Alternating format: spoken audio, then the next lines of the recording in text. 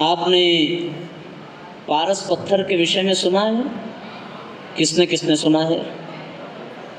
क्या करता है पारस पत्थर? बताइए। हाँ, बता देते हैं, आप सबको पता ही होगा। पारस पत्थर की एक विशेषता है साथियों कि अगर पारस पत्थर को लोहे से स्पर्श कराया जाए तो वो लोहे को क्या बना देता है? मैं कहीं प्रवचन सुन रहा था, किसी बड़े मंच से बड़े प्रसिद्ध संत ने कहा कि मनुष्य योनि जो है वो लोहे के समान है। किसके समान है? और देवता जितने भी हैं वो चांदी के समान है। किसके समान है? एक बार तालियां बजा करके हमारे सर का स्वागत करें। चलिए अब एकाग्रचित्त होकर के सुनिए। बच्चों आप एक बात बताओ, मनुष्यों के पास क्षमता ज्यादा है या देवताओं के पास? जोर से बोलिए, किसके पास? देवता बड़े माने जाएंगे या मनुष्य? पर हम आपसे एक बात कहते हैं, देवताओं को बताया गया है चांदी के समान और मनुष्यों को बताया गया है लोहे के समान। मनुष्य इसलिए ज्यादा भाग्यशाली है क्योंकि मनुष्य लोहा है। पर कीमत किसकी ज्यादा है, लोहे की या चांदी की? लेकिन चांदी कीमती होते हुए भी उतना लाभदायक नहीं है जितना लोहा रूपी मनुष्य जीवन लाभदायक है। क्यों? क्योंकि मनुष्य जीवन के लौह स्वरूप को अगर किसी पारस से स्पर्श करा दिया जाए तो फिर ये लोहे से क्या बन जाएगा? और सोने का मूल्य चांदी से कम है या ज्यादा? ये बात हम जानते हो या न जानते हो, पर देवता जानते हैं। इसीलिए गोस्वामी तुलसीदास जी ने लिखा कि बड़े भाग्य मानुष तन पावा, सुर दुर्लभ सब ग्रंथ ही गावा। देवता भी मनुष्य शरीर पाने के लिए तरसते हैं, इसीलिए भगवान को मनुष्य रूप में धरती पर अवतार लेने की इच्छा होती है। क्यों? क्योंकि मनुष्य है तो लोहे का, पर अगर इसे किसी पारस से स्पर्श करा दिया जाए तो ये मनुष्य सोने का बन जाएगा और देवताओं से भी बढ़कर के हो जाएगा। और वो पारस है क्या?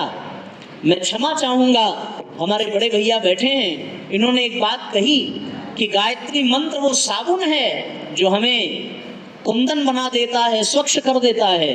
पर हम ये सोच रहे थे कि साबुन कितना भी बड़ा हो कभी न कभी तो खत्म होगा ही, है ना। इसलिए परम पूज्य गुरुदेव ने गायत्री महाविज्ञान में एक बड़ी सुंदर बात लिखी कि गायत्री मंत्र साक्षात पारस है। अगर इस गायत्री मंत्र रूपी पारस को मनुष्य अपने लौह रूपी जीवन से स्पर्श करा दे तो इसका जीवन स्वर्ण जैसा बन जाएगा और देवता भी इस मनुष्य जीवन को पाने के लिए तरसते रह जाएंगे। इसलिए साथियों, आपने भी निवेदन किया कि गायत्री मंत्र को हमें अपने जीवन में स्थान देना चाहिए, जो हमारे अनगढ़ जीवन को सोने जैसा चमका देता है, सोने जैसा कीमती बना देता है। सभी कमर सीधी कर लें, दोनों हाथों को अपनी गोद में रखें, नेत्र बंद कर लें और गायत्री माता से एक ही प्रार्थना करें कि हे माँ, हम सभी अनगढ़ हैं, लोहे के समान हैं, हमारा कोई मूल्य नहीं है। हमें वो शक्ति दीजिए, वो सामर्थ्य दीजिए कि हमारा जीवन सोने जैसा मूल्यवान बन सके, सोने जैसी चमक हम अपने भीतर पैदा कर सकें। हमारे व्यक्तित्व में ऐसा निखार आ जाए कि बड़े बड़े लोग, बड़े बड़े राजा महाराजा अपने मुकुट के रूप में हमें धारण करें, लोग आभूषण के रूप में अपने शरीर का श्रृंगार करें, अपने जीवन का श्रृंगार करें। इस भाव से गायत्री महामंत्र का एक साथ एक स्वर में उच्चारण करेंगे। ओम भूर्भुवः स्वः तत्सवितुर्वरेण्यं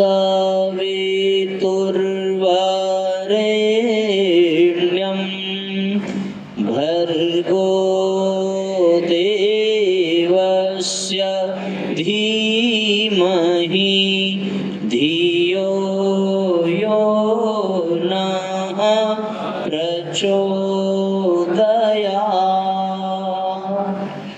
योगपूर्णं तपोनिष्ठं वेदमूर्तिं यशस्विनं गौरवर्णं गुरुश्रेष्ठं भगवत्या सुशोभितं कारुण्यामृतं सागरं शिष्यसन्तापहारिणं श्रीरामं सद्गुरुं ध्यायेत् तमाचार्यवरं प्रभुम्। वंदे भगवतीं देवीं श्रीरामंच जगद्गुरुं पादपद्मे तयोः श्रित्वा प्रणमामि मुहुर्मुहुः। परम पूज्य गुरुदेव परमवंदनीय माता जी के दिव्य संरक्षण में मुकुलारण्यम इंग्लिश स्कूल के इस अत्यंत पवित्र प्रांगण में हमारे साथ मंच पर विराजमान वाराणसी के युवा समन्वयक एवं गायत्री शक्तिपीठ नगमा के ट्रस्टी, हमारे अग्रज, हमारे अभिभावक आदरणीय विद्याधर जी भाई साहब, साथ ही यहाँ हम सब के बीच में उपस्थित आपके विद्यालय के नेतृत्व करने वाले और इस विद्यालय को बहुत ऊंचाइयों तक पहुंचाने वाले हमारे आदरणीय प्रधानाध्यापक आदरणीय राघव सर, यहाँ उपस्थित विद्यालय के सभी सम्मानित अध्यापक एवं अध्यापिकागण और जिनकी ओर सारा देश देख रहा है उम्मीद की आंख लेकर के, जिनकी ओर माँ बाप देख रहे हैं कि ये बुढ़ापे में हमारे जीवन का सहारा ही नहीं बनेंगे बल्कि सारे संसार में हमारा नाम रोशन करेंगे, जिसे भारत के बागडोर संभालनी है, अलग अलग पदों पर सुशोभित होकर के, ऐसे हमारे सामने बैठे हुए हमारे प्यारे भाइयों बहनों, इस विद्यालय के विद्यार्थियों, आप सबके हृदय में विराजमान गुरु सत्ता को बारंबार प्रणाम करते हुए हम अपनी बात को आरंभ करते हैं। और बात भी प्रारंभ करेंगे वहीं से जहाँ से भाई साहब ने शुरू किया था। इन्होंने एक बात कही कि 3 चीज़ें हैं विज्ञान की दृष्टि में, पहला है सॉलिड, दूसरा है लिक्विड और तीसरा है। तो साथियों, जो विषय हमारा है उस विषय की ही शुरुआत यहीं से होती है। हमें आपका ही आदेश हुआ कि आप व्यसन के विषय में अवश्य बच्चों को बताइए, और हमने गहराई से चिंतन किया तो जितनी भी नशे वाली चीज़ें हैं साथियों, वो इन्हीं 3 फॉर्म में हमें प्राप्त होती हैं। पहला सॉलिड फॉर्म में, दूसरा लिक्विड फॉर्म में और तीसरा गैस फॉर्म में। सॉलिड फॉर्म में जितना भी गुटखा आ गया, पान आ गया, सुपारी आ गई, ये सारे नशे की चीज़ें किस फॉर्म में मिल जाती हैं? दूसरा लिक्विड फॉर्म में क्या मिल जाता है? शराब मिल जाती है। और तीसरा गैस फॉर्म में क्या मिल जाता है? सिगरेट मिल जाता है। बहुत ध्यान से सुनना, कहना ये चाहते हैं, आपने बताया भाई साहब ने कि सॉलिड से ज़्यादा असरदायक लिक्विड है और उससे भी ज़्यादा खतरनाक कौन सा है? गैस। इसलिए साथियों, पान सुपारी गुटखा खाने से तो केवल उसी व्यक्ति का नुकसान होता है जो खाने वाला है, लेकिन शराब पीने से केवल उस व्यक्ति का नुकसान नहीं होता जो पी रहा है, बल्कि वो जिस परिवार का है, जिस समाज का है, उस परिवार और समाज को भी वो बर्बाद करता है।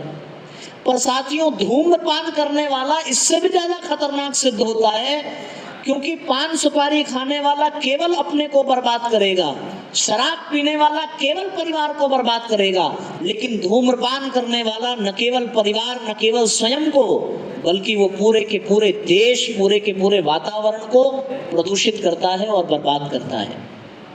और मुझे एक बात याद आती है, सॉलिड को यस से डिनोट करेंगे और लिक्विड में जो एल्कोहल है उसको ए से लिखेंगे, और तीसरा जो है वो ड्रग्स, जो धूम्रपान के रूप में भी लिया जाता है, उसको डी से आप इंडिकेट करेंगे।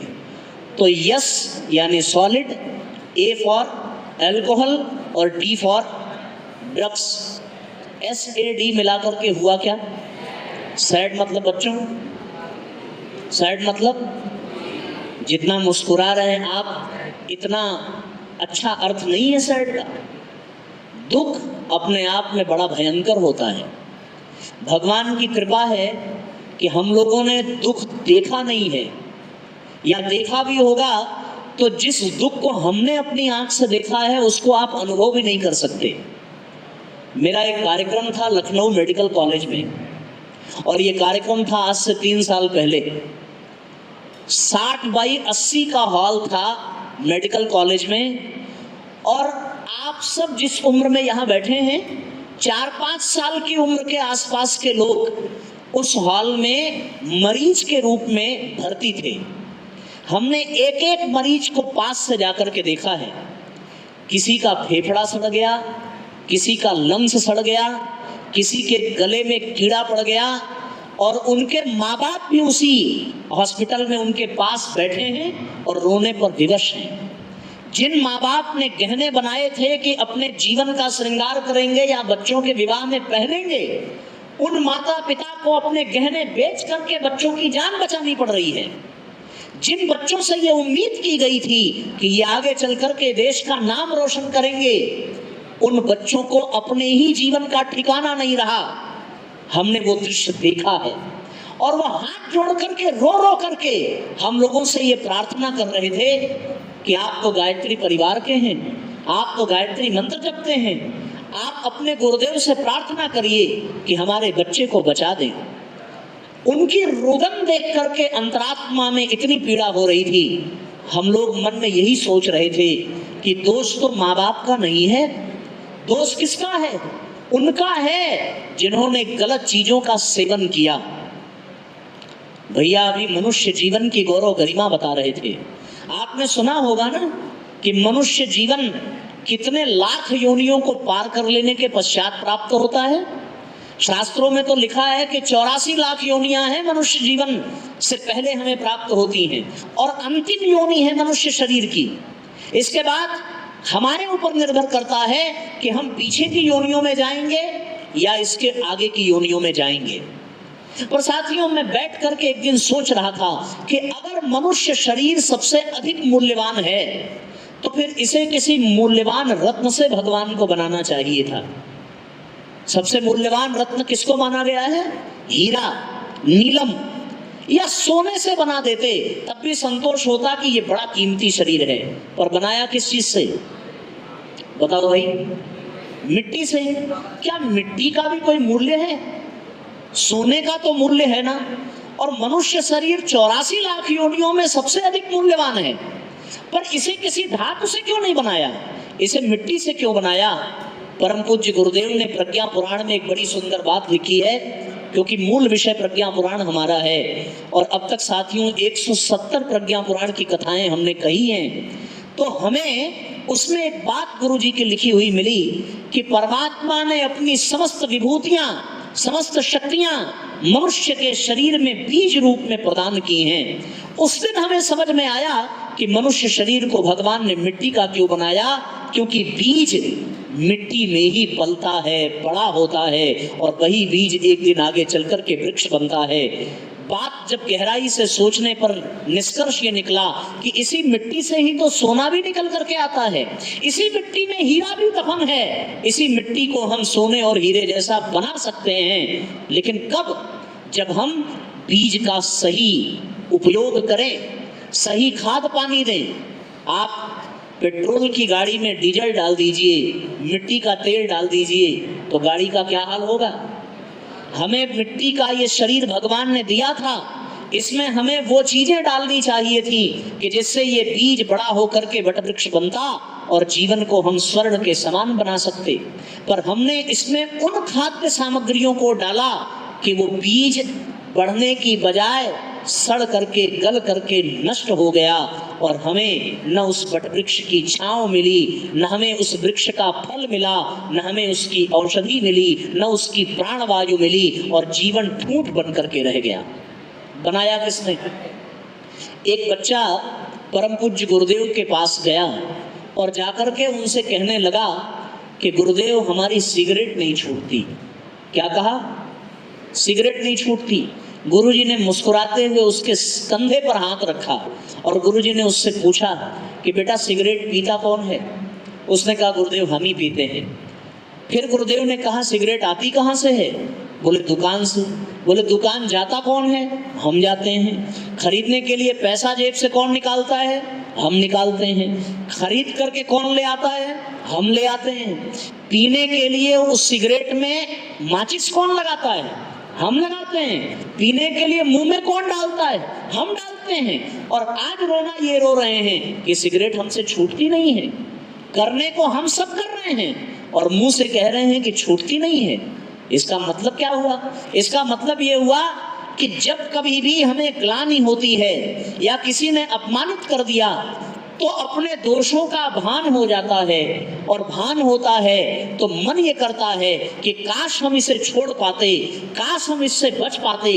कभी कभी व्यक्ति इतना दबाव में आ जाता है कि वो साथियों अपनी बुराइयों से बचने के लिए आत्महत्या तक कर लेता है, फिर भी वो इससे बच नहीं पाता। कारण क्या है? मुझे तो एक ही कारण समझ में आता है, और वो एक कारण जो है साथियों मेरी दृष्टि में, ऐसे तो आप गूगल पे सर्च कर लेंगे तो आपको नशा करने के अनेकों कारण मिल जाएंगे, लेकिन मुझे जो कारण समझ में आता है वो एक ही कारण है कि हमारा कमजोर होना ही हमें गलत रास्ते पर लेकर के जाता है। केवल एक कारण है। अगर हम किसी नशे की लत में पड़ गए हैं तो ये इस बात का प्रमाण है कि वो नशा हमसे ज्यादा ताकतवर है, हम उससे कमजोर हैं। और कमजोर व्यक्ति को केवल नशा ही बर्बाद नहीं करता। कमजोर व्यक्ति तो अगर 2-4 निवाला ज्यादा खा ले तो उसका पेट खराब हो जाता है। क्यों? क्योंकि उसके पास पचाने की शक्ति नहीं है। कमजोर व्यक्ति जो होगा, जो कायर व्यक्ति होगा, वो सांप से डरे या न डरे, पर रास्ते में अंधेरे में अगर कोई रस्सी देख ले तो वो सांप समझ करके बिना मरे मर जाएगा। क्यों? क्योंकि वो कमजोर है। कमजोर व्यक्ति ही बुराइयों में फंसता है, मजबूत व्यक्ति किसी बुराई में नहीं फंसता। क्या भगत सिंह को किसी बुराई में फंसता हुआ आपने पाया? क्या भगवान राम को आपने किसी बुराई में फंसता हुआ पाया? नहीं पाया। क्यों नहीं पाया? क्योंकि उनके पास आत्मबल था। और क्यों आत्मबल था? उनके शरीर में महापुरुषों का रक्त दौड़ रहा है, उनके शरीर में ऋषियों का रक्त दौड़ रहा है, उनके हृदय में वो ब्रह्मबल, वो आत्मबल दौड़ रहा है, जिसके लिए भारत देश सदियों से जाना जा रहा है और जीवन पर्यंत जाना जाएगा। हम उस देश के वासी हैं। किस देश के वासी हैं? उस देश के वासी हैं जिस देश ने विवेकानंद को जन्म दिया। हम उस धरती पर जन्म लेने का सौभाग्य पा चुके हैं, जिस धरती के युवाओं ने अगर भगवान की भक्ति करने का संकल्प लिया तो ध्रुव प्रहलाद बनकर के भगवान को धरती पर आने पर विवश कर दिया। जिस देश के युवाओं ने अगर धर्म की ध्वजा हाथ में पकड़ ली तो फिर वो विवेकानंद बनकर के सारे विश्व को भारत के सामने नतमस्तक होने पर विवश कर देते हैं। हम उस धरती पर जन्म लेकर के आए जिस धरती पर जब युवाओं ने अपना शौर्य दिखाया तो शेर के मुंह में हाथ डाल करके जबड़े को फाड़ते हुए संसार ने देखा है। हमने उस देश में जन्म लिया है कि जहां के लोगों ने अपने ज्ञान का प्रदर्शन करना प्रारंभ किया तो इस धरती ने आद्य गुरु शंकराचार्य, रामानंदाचार्य और परम पूज्य गुरुदेव जैसे प्रकांड विद्वानों को धरती पर पाया है।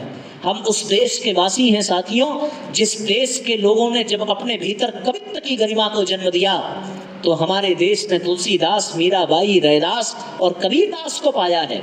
ऐसे देश में जन्म लेने के पश्चात हम अगर अपने आप को कायर बना के रखें, अपने आप को कमजोर बना करके रखें तो इससे बड़ा दुर्भाग्य इस संसार में और कुछ हो सकता है क्या?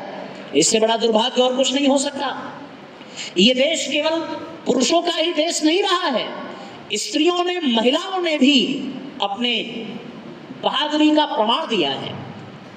महारानी लक्ष्मीबाई को कोई भुला सकता है? अहिल्याबाई होलकर को कोई भुला सकता है? इस देश की माता सीता को कोई भुला सकता है? क्यों नहीं भुला सकता? क्योंकि वो कायर नहीं थे। उनके भीतर वो आत्मबल था जिन्होंने परेशानियों से लड़ना सीखा, संघर्ष करना सीखा और आगे बढ़े। और साथियों, मैं आपको जीवंत उदाहरण देता हूं। ये तो शास्त्रों की बात है, पुराणों की बात है, और ये बात मैं आत्म प्रवंचना के लिए नहीं कह रहा। ये बात मैं केवल इसलिए कह रहा कि शायद आपको जीवंत प्रमाण मिले तो आपको लाभ मिल जाए। और वो प्रमाण आपको देखना हो तो आप बिना संकोच के हमारे जीवन में देखिए।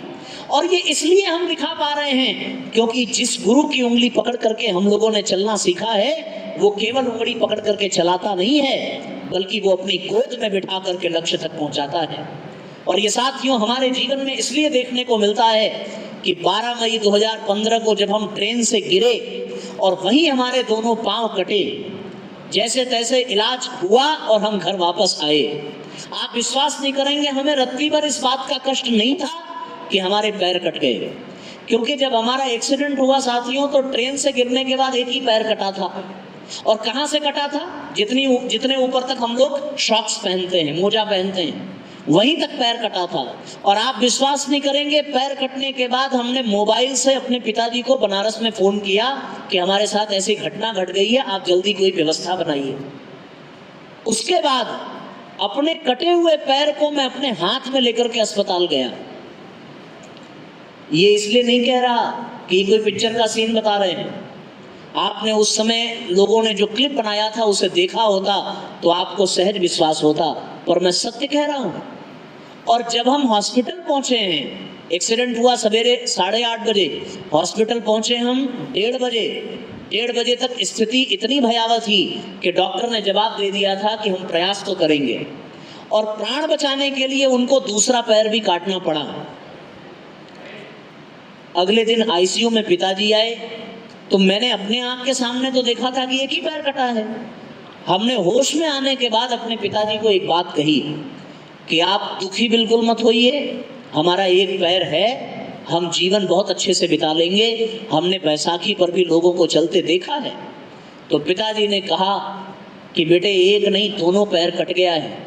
और जब ये बात मैंने सुनी तो न जाने क्यों दुख नहीं हुआ, हंसी आई।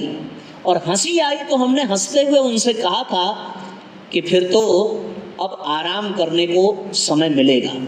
ये बात हमने उनसे कहा था। बगल में जो डॉक्टर और नर्स खड़े थे वो रोने लगे, ये गजब आदमी है ये। और इसलिए रोने लगे क्योंकि उन्होंने बताया कि हमारे उसी बेड पर एडमिट होने से पहले एक और आदमी भर्ती हुआ था और जब उसे ये पता चला कि उसके दोनों पैर कट गए तो वो मर गया सोच करके। और हमको हंसी आई, हंसी आई, पता नहीं क्यों आई, ये बात मैं भी समझ नहीं पाया। पर वो हंसी केवल हमारे चेहरे पर थी, पर हंसाने वाला भीतर बैठ करके हंसा रहा था। और वो भीतर बैठा कौन है? हम तो ये कहते हैं कि हृदय को चीर दिया जाए तो शायद धड़कन मिले न मिले, पर हमारे हृदय में तो हमारे गुरुजी माताजी ही रहते हैं। उनकी शक्ति से वो हंसी आई। पर साथियों, जिस बात को बताने के लिए मैं आपसे इस प्रसंग की चर्चा कर रहा हूँ वो बात ये है कि जब हम घर लौट करके आए, हमारे रिश्तेदार आए। जो ढपली आप यहाँ सुन रहे थे ना, वो ढपली थोड़ा बहुत हम भी बजा लेते हैं और हमको सिखाया भैया ने ही है जो आपको यहाँ भजन सुना रहे थे, इन्होंने ही सिखाया। तो जब हमारे रिश्तेदार रोते हुए घर आते थे तो हम ढपली बजा के उनका स्वागत करते थे। एक ने उसमें एक बड़ी खतरनाक बात कह दी और उन्होंने ये कही कि आप तो गायत्री मंत्र बहुत जपते थे, आप तो गुरुजी पे बड़ी श्रद्धा रखते थे, फिर आपके साथ ऐसी घटना कैसे हो गई? आपको आपके गुरुजी बचा नहीं पाए।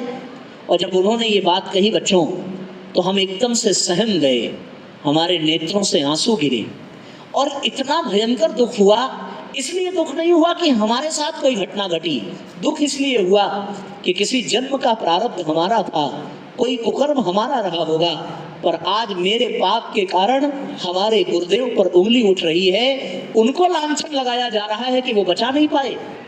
उसी दिन साथियों हमने एक संकल्प लिया था कि पैर की आवश्यकता तो केवल उनको है जिनको चलना है। क्या उड़ने के लिए पैर की जरूरत है?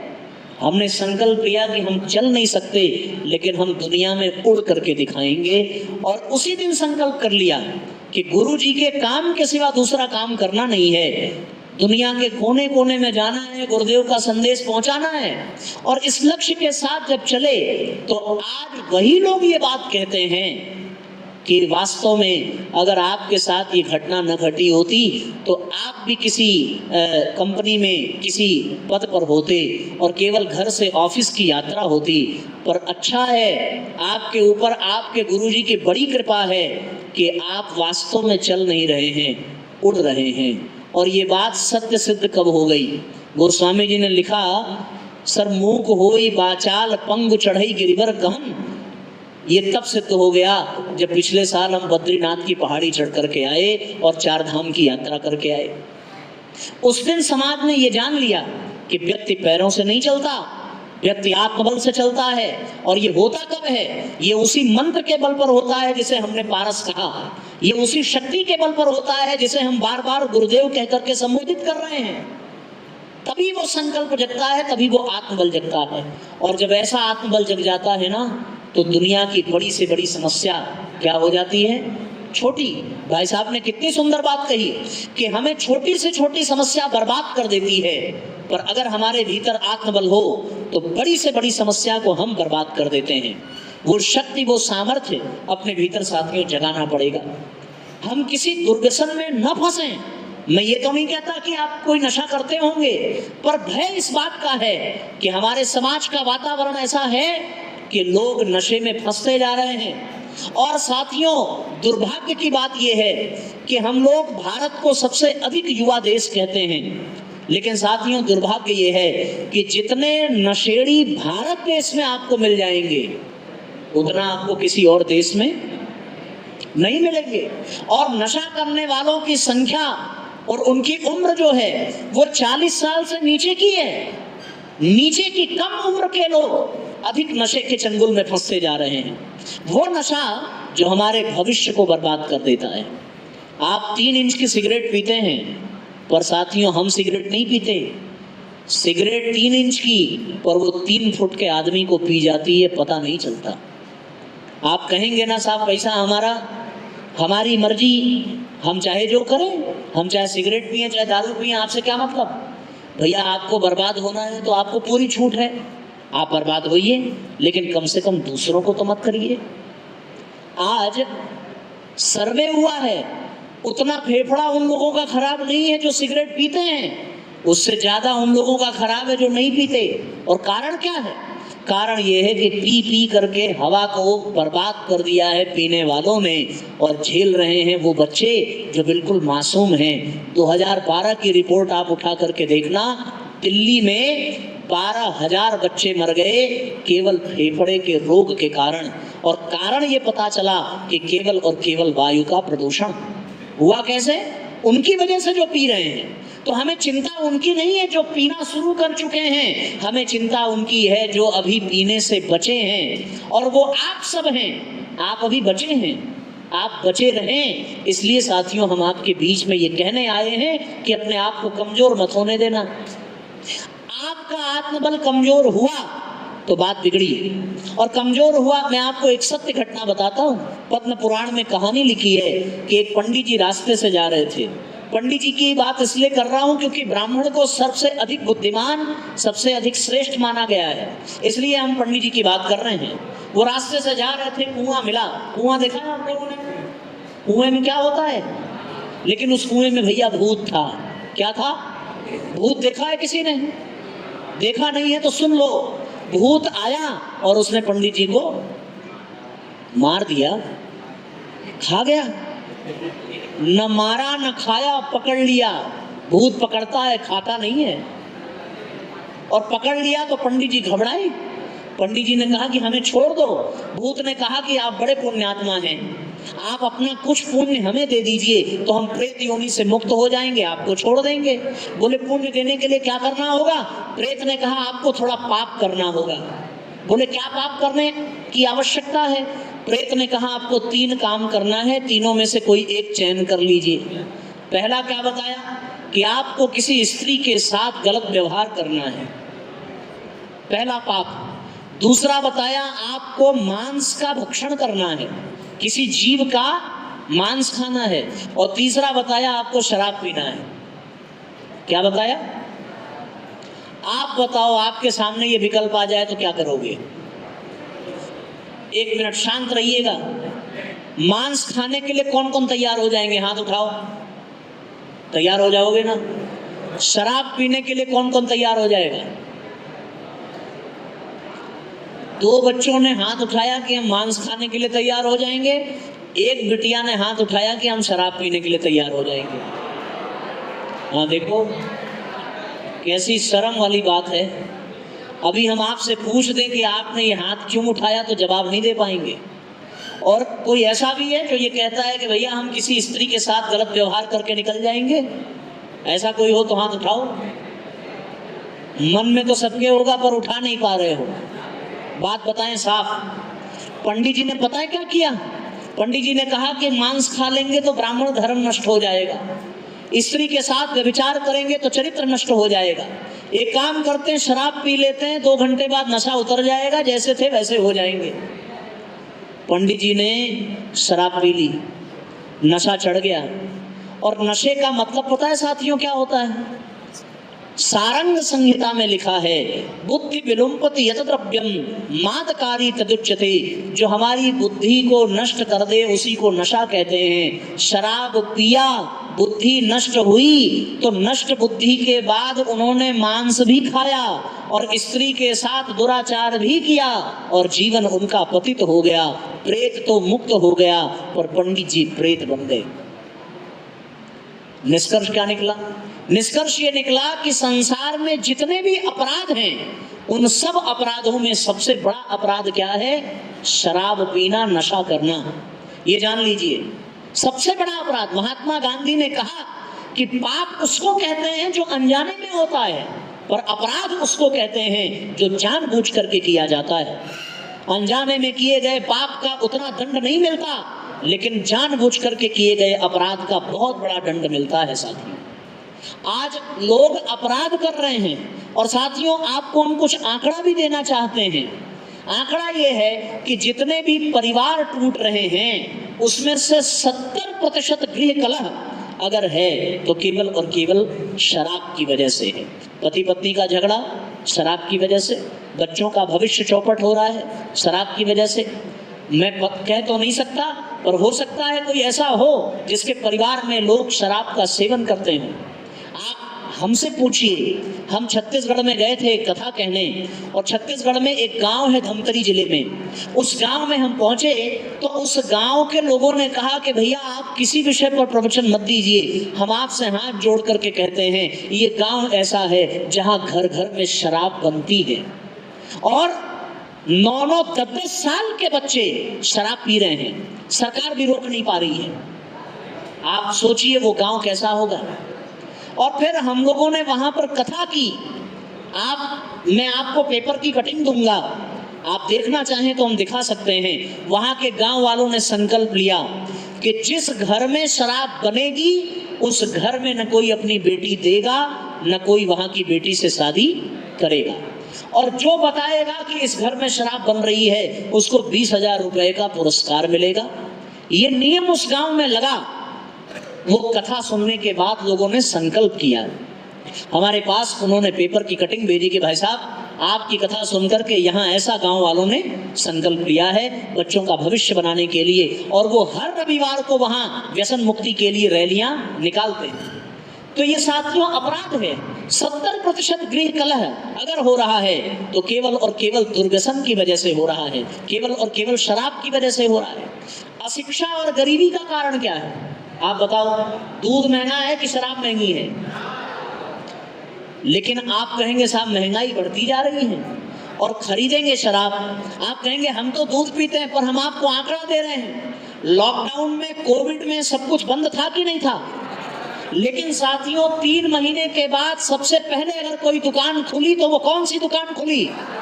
और बनारस का आंकड़ा बता दें आपको, जिस दिन शराब की दुकान खुली उस दिन बनारस में पता है कितने की शराब बिकी थी? केवल एक जिले का हम बता रहे हैं, आप अनुमान नहीं लगा सकते। और ये बात हमने पेपर में पढ़ी है। लॉकडाउन के बाद जिस दिन शराब पहली बार बिकी है उस दिन केवल बनारस में 14 करोड़ की शराब बिकी है। कितने की? और लोग कहते हैं साहब गरीबी है, महंगाई बढ़ती जा रही है। आप सोचिए जरा हमारे देश की संपत्ति कहां जा रही है। अगर वो 14 करोड़ बचता तो क्या कोई सड़कें खराब रहती बनारस में? क्या बिजली का कोई अभाव होता बनारस में? आप कहेंगे साहब अभी तो ठीक हो रहा है।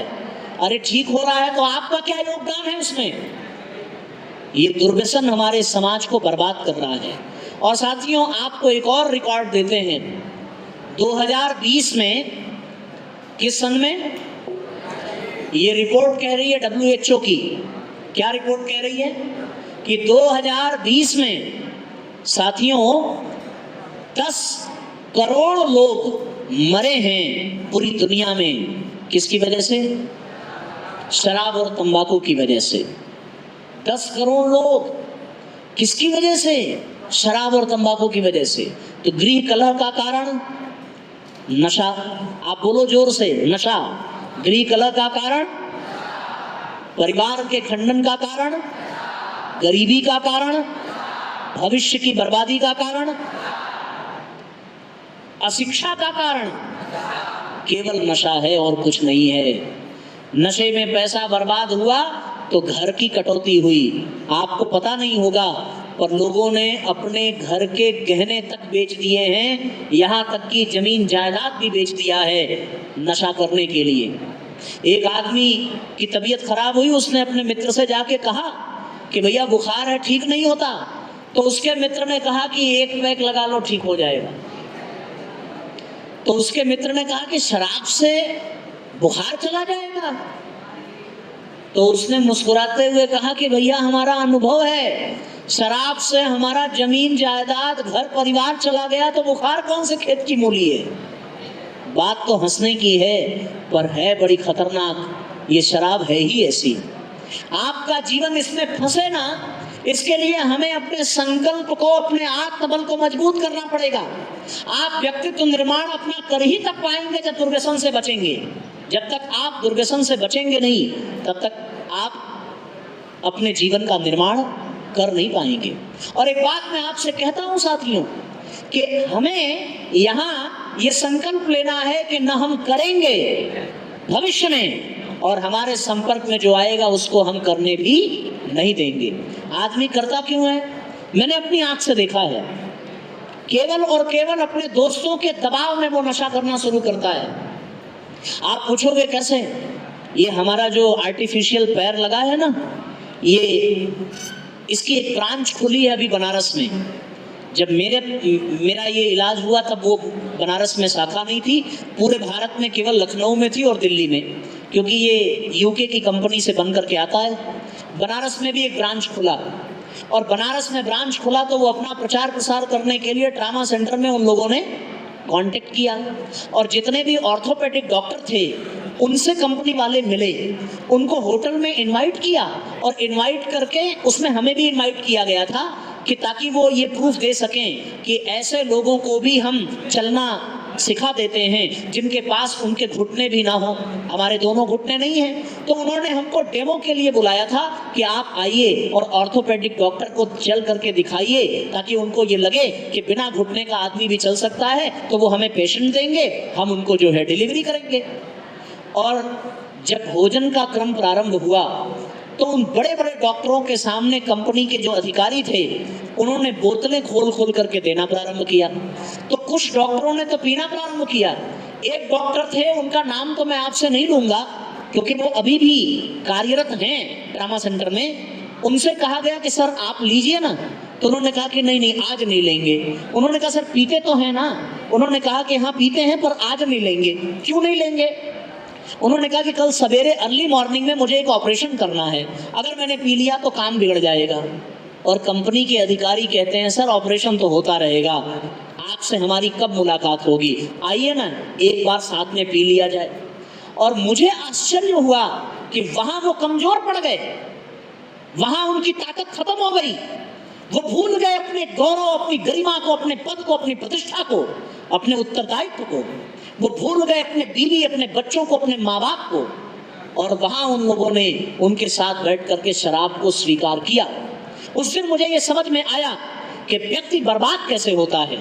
तब होता है जब वो जीवन में कमजोर पड़ता है। शराब को हम नहीं पीते हैं, बल्कि वास्तविकता ये है कि शराब हमारे भविष्य को पी जाता है। शराब हमारे माता के स्वाभिमान को पी जाता है। शराब हमारे बाप के गौरव को पी जाता है। शराब हमारे पत्नी के सुहाग को पी जाता है। और साथियों, समाज के, राष्ट्र के एक नागरिक को शराब पी जाता है। इसलिए बच्चों, आपसे हम यही कहने आए हैं कि अपने आप को कमजोर मत होने देना।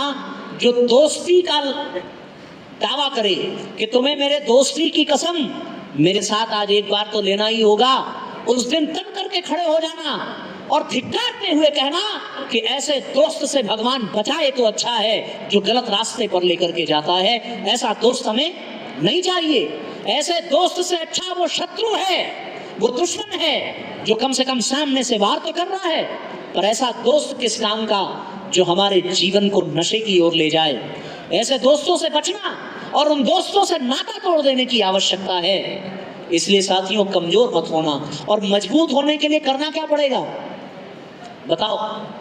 केवल एक रास्ता है जो हमने आपसे कहा, जो हमने आपको बताया और जो हमने अपने जीवन में अनुभव किया कि आपको दुनिया की सारी ताकत मिल जाए तब भी आप पराजित हो जाएंगे, लेकिन अगर आपको आत्मबल मिल जाए तो आप कभी पराजित नहीं हो सकते। महाराजा विश्वरथ बड़ी हजारों की सेना लेकर के भी ऋषि विश्वामित्र वशिष्ठ के सामने पराजित हो गए, तो उनको ये कहना पड़ा, धिक बलम क्षत्रिय बलम ब्रह्म तेजो बलम बलम। आत्मबल और ब्रह्म बल मिलता कहाँ से है साथियों? केवल एक ही आधार है, और वो आधार क्या है? वो आधार है गायत्री मंत्र का। आप कहेंगे साहब दुनिया में बड़े से बड़े मंत्र हैं, पर आत्मबल को बढ़ाने वाला कौन सा मंत्र? केवल एक, और वो कौन सा मंत्र है? भाई साहब ने कहा कि 24 बार शाम को सोते समय और 24 बार सवेरे जगने के बाद। आपको ज्यादा लग रहा हो तो हम कम कर दें, बताओ? 24 बार ज्यादा हो तो हम 12 कर दें? अरे संकोच मत करो यार, रोज का काम है, एक दिन का नहीं है, चल जाएगा। 24 कितने लोग कर पाएंगे? हाथ नीचे करो। जिन लोगों ने हाथ नहीं उठाया है हम उनकी भावना समझ गए। पीछे मुड़ करके देखा होता तो 50% लोगों ने हाथ नहीं उठाया है। या तो यहाँ बेफालतू के वो बैठे हैं, अपना समय बर्बाद कर रहे हैं, या तो फिर वो हो सकता है जताना न चाहते हो कि हम करेंगे। लेकिन हम आपसे एक बात कहेंगे कि जिनको लगे कि 24 ज़्यादा है तो विकल्प है कि हम 12 भी कर सकें, और जिनको 12 भी ज़्यादा लगे उनसे एक प्रार्थना है, अपना हाथ जरा ऐसे कर लीजिए, ऐसे कर लिया ना? ये केवल वही करें जिनको लगे कि 24 बार ज़्यादा है। उपाय बता रहे हैं दूसरा, शॉर्ट हर तरीके। देखो क्या है ना, आजकल समय बहुत कम है, शॉर्ट कट अपनाना पड़ता है। गायत्री मंत्र का शॉर्टकट अपना बता रहे हैं हम आपको। जिसको लगे कि 24 ज़्यादा है वो हाथ ऐसे कर लो, कर लिया। जल्दी करो, समय नहीं है बच्चों, क्योंकि आपको और भी आगे पढ़ाई करनी है। कर लेंगे? हाँ, ऐसे कर लीजिए।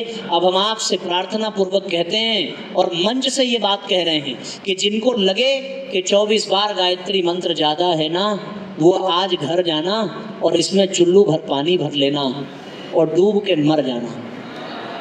बस इतना ही कहेंगे। इससे ज्यादा और क्या कहें? वो मंत्र जो हमारे आत्मबल को बढ़ाता है, वो मंत्र जो हमें बुराइयों से बचाता है, वो मंत्र जो हमें अच्छा नागरिक बनाता है, वो मंत्र जो हमारे भीतर दैवीय गुणों को विकसित करता है, वो मंत्र जो हमें सद्गुणों की खान देता है। ऐसे मंत्र को जपने के लिए अगर हमारे पास समय नहीं है तो हम सच कहते हैं, हमें मनुष्य कहलाने का अधिकार नहीं है, हमें डूब करके मर ही जाना चाहिए, ये जान लीजिए। इसलिए साथियों, हम आपसे ये विनती करते हुए अपनी वाणी को विराम देंगे कि मत अपने किसी दोस्त के दबाव में आना, मत किसी कुसंगत में पड़ना, क्योंकि संसार में जितनी भी बर्बादियां हो रही हैं वो केवल और केवल दबाव में कमजोर पड़ने के कारण हो रही हैं। हम आपके लिए एक, भैया जरा मंत्र लेखन दे दीजिएगा, हम आपके लिए एक उपहार भी लेकर के आए हैं। और वो उपहार साथियों ये है कि जिन लोगों को लगता है कि हमको गायत्री मंत्र बोलने में असुविधा होगी, तो परम पूज्य गुरुदेव ने एक बड़ा सुंदर उपाय दे दिया। ये क्या है? ये गायत्री मंत्र लेखन। क्या है ये? हम पिछली बार भी जब आपके यहाँ आए थे तो पिछले सेशन के जो बच्चे थे वो आपके टीचर्स जानते होंगे, उनको भी हमने दिया था। और इसका आपसे कोई मूल्य नहीं लिया जा रहा है, बस मूल्य के रूप में एक वचन लिया जा रहा है कि आपको इसमें प्रतिदिन 11 बार गायत्री मंत्र लिखना होगा। कितनी बार? कितनी बार? अभी भी आवाज कम आ रही है। कितनी बार?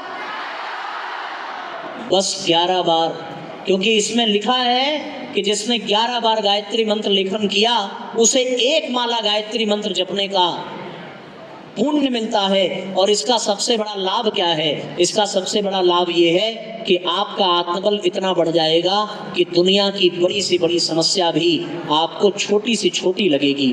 पर ये मिलेगा किसको? ये उसी को मिलेगा जो लेना। आपको ये इसलिए नहीं मिलेगा कि ग्लास का पानी ढकने के लिए घर ले जाएंगे, किसी गर्लफ्रेंड का मोबाइल नंबर नोट करने के लिए ले जाएंगे। आपको ये इसलिए नहीं मिलेगा कि पन्ना फाड़ करके रफ करने के लिए ले जाएंगे।